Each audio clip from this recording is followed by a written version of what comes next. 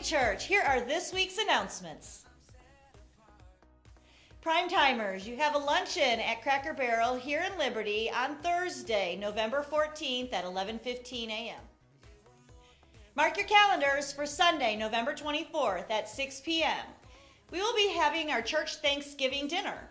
We are asking that each family please bring 2 side dishes, and there is a sign-up sheet in the Welcome Center. If you're looking to get connected here at Liberty Assembly, Connect Up Small Groups is for you. There is a sign-up sheet in the Welcome Center.